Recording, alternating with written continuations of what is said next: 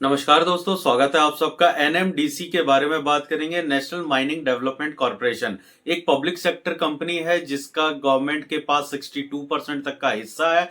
और यहाँ पे इस कंपनी का जो कोर बिजनेस है, जो मेन फोकस बिजनेस है, वो नेचुरल माइनिंग और मिनरल्स का काम है। जहाँ पे इस कंपनी का ज्यादातर प्रोडक्शन आयरन ओर के माइनिंग से होता है। आयरन ओर मैं बता दूं कि इसका यूज होता है आयरन बनाने के लिए। खासी इसमें कार्बन के एडिशन के साथ स्टील की भी मैन्युफैक्चरिंग होती है। और उसी के साथ साथ अदर नेचुरल रिसोर्सेज में भी जो माइनिंग की जा रही है, जैसे कि कॉपर हो गया, इसमें डायमंड भी आता है। और एक सेक्टर में ये कोल पे भी काम करते हैं, मतलब कोल की भी माइनिंग करते हैं। उसके साथ अदर और भी रॉ मटेरियल्स निकलते हैं, जैसे ग्रेफाइट हो गया, टीन हो गया, जिसे हम टीन के जो मेटल्स होते हैं उसे हम जानते हैं। और भी बहुत सारे ऐसे रॉ मटेरियल्स है, ऐसे प्राकृतिक खनिज है जिसका की डेवलपमेंट, जिसका प्रोडक्शन और जिसके माइनिंग का काम ये कंपनी करती है। अगर आप इसे कंपेयर करके समझना चाहेंगे कि ये किस तरह का बिजनेस है, अगर इस कंपनी से आप ज्यादा अवेयर नहीं है, जिस तरीके का काम वेदांता ग्रुप करता है,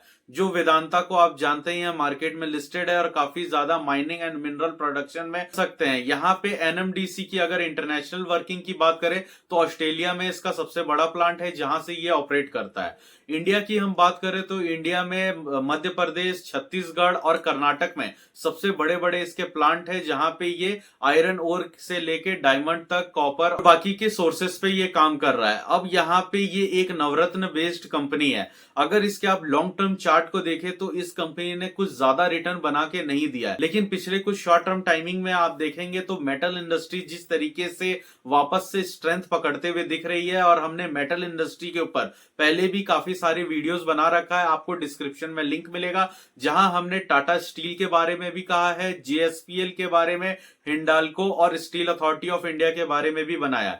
इन सब कंपनियों के साथ साथ एनएमडीसी की जो बराबरी है, एनएमडीसी की जो इक्विवेलेंट, इन सबको उतनी अपॉर्चुनिटी नहीं मिलती है। मतलब यहाँ पे एनएमडीसी जो कि क्वार्टरली काफी अच्छा रिजल्ट पोस्ट करती है, इसके प्रॉफिट्स भी अच्छे खासे हैं। कंपनी इस करंट शेयर प्राइस के हिसाब से ईयरली 7 से 7.5% के आसपास का डिविडेंड भी देती है, क्योंकि 70 रुपए के शेयर प्राइस के आसपास इसका जो डिविडेंड यील्ड बनता है, क्योंकि ये पूरे साल भर में 7 रुपए के आसपास का जो डिविडेंड है वो देती है। तो यहाँ पे कंपनी किस तरीके का काम करती है, इसका बिजनेस क्या है, माइनिंग के रिगार्डिंग ये क्या कर रही है, ये सब चीज तो हमने शॉर्ट में समझा। अब हम यहाँ पे इसके फंडामेंटल और टेक्निकल डिटेल्स को थोड़ा समझेंगे। तो इस समय मार्केट कैप इसका 61,000 करोड़ का है और करंट जो स्टॉक प्राइस चल रहा है 70 रुपए के आसपास। इसके हिसाब से इसका जो बुक वैल्यू है वो 32 रुपीज का है, जो कि अपने करंट वैल्यू से 2 गुना ज्यादा इसका स्टॉक प्राइस चल रहा है। हम स्टॉक के 52 वीक के हाई लो की बात करें तो 95 रुपीज तक का इसने हाई लगाया था, जहां पे 59 या 60 रुपीज तक का आप लो कह सकते हैं।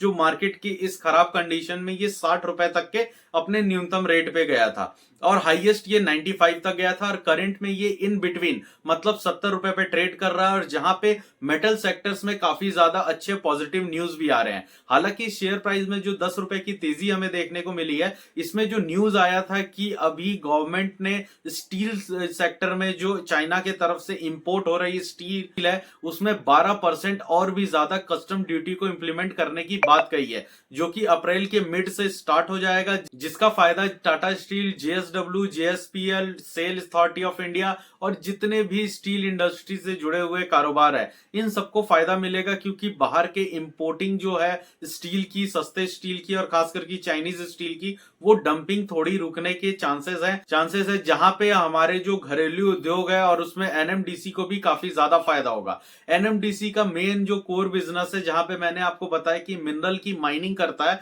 वहां पे इसकी जो डिमांड है आने वाले समय में और ज्यादा बढ़ सकती है, क्योंकि इसकी जो आयरन कोर की प्रोडक्शन है उससे बहुत सारे प्राइवेट कंपनी भी कंज्यूम करते हैं, जहां पे मैंने इन प्राइवेट कंपनियों का नाम बताया। उसी के साथ साथ इन्हीं कंपनियों के और भी ज्यादा प्लांट्स एस्टेब्लिश होने वाले हैं, जहां पे जिंदल ग्रुप ने कहा है कि हम भी एक नया स्टील प्लांट लगाएंगे। अब हम यहाँ पे इसके कुछ क्वार्टर रिजल्ट्स के बारे में बात कर लेते हैं, कंपनी के रेवेन्यू के बारे में बात करते हैं। जो लास्ट थर्ड क्वार्टर में इनका रिजल्ट आया था, जो कि दिसंबर तक का Q3 का रिजल्ट है, वहां पे अगर आप इसके रेवेन्यू को देखेंगे तो 6,568 करोड़ का रेवेन्यू है, जिसमें इन्होंने नेट प्रॉफिट किया है 1,880 करोड़।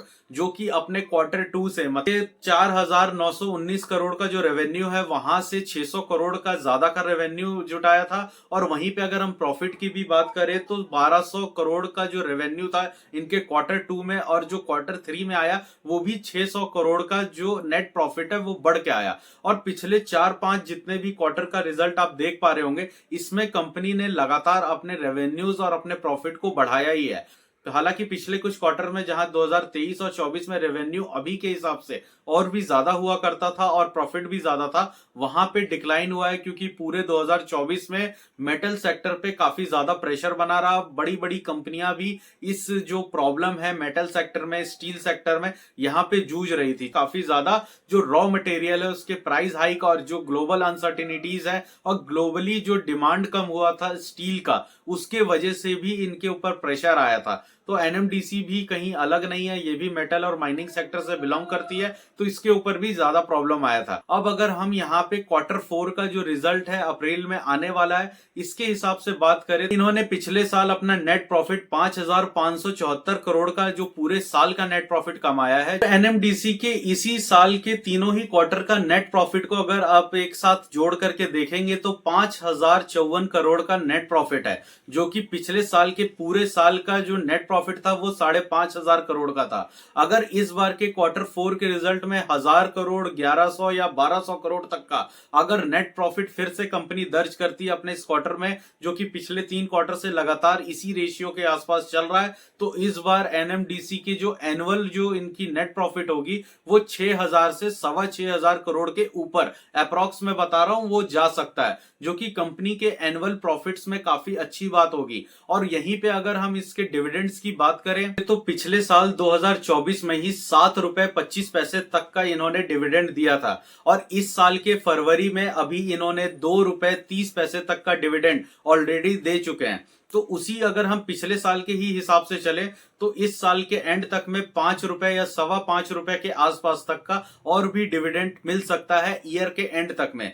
तो 70 रुपए के हिसाब की कंपनी जो कि 7 रुपए के आसपास का डिविडेंड पिछले साल दी और इस साल भी 2.5 रुपए के आसपास 2.30 रुपए तक दे चुकी है, तो ये काफी ज्यादा अच्छा डिविडेंड यील्ड माना जाता है 100 रुपए के अंदर के शेयर का। और अगर मैं शेयर होल्डिंग की बात करूं तो 60% से ज्यादा का हिस्सा यहाँ पे प्रेसिडेंट ऑफ इंडिया यानी कि गवर्नमेंट ऑफ इंडिया के पास है। तो ये जो 60% की हिस्सेदारी है इसके अंदर अप्रॉक्स में आ रहा है आपका 534 करोड़ के आसपास का equity share government of India के पास है। मतलब 100% में 9.5 से अगर 1,000 करोड़ तक के इक्विटी शेयर हैं, जहां पे 60% गवर्नमेंट के पास है और 40% में मतलब 450 से 450 करोड़ इक्विटी शेयर मार्केट में ट्रेड के लिए है। और वहीं पे गवर्नमेंट के बाद अगर सबसे बड़ा स्टेक किसी का है तो वो एलआईसी ऑफ इंडिया का है, जो कि 5.5% के साथ इसमें स्टेक बनाया हुआ है। एलआईसी ऑफ इंडिया के पास भी इसका 48 करोड़ 82 लाख के आसपास का इक्विटी शेयर मौजूद है, जहां पे एफआईज के पास 12% के आसपास का स्टेक है और डीआईज के पास 6% है, और बाकी के हिस्सेदारी में पब्लिक, रिटेल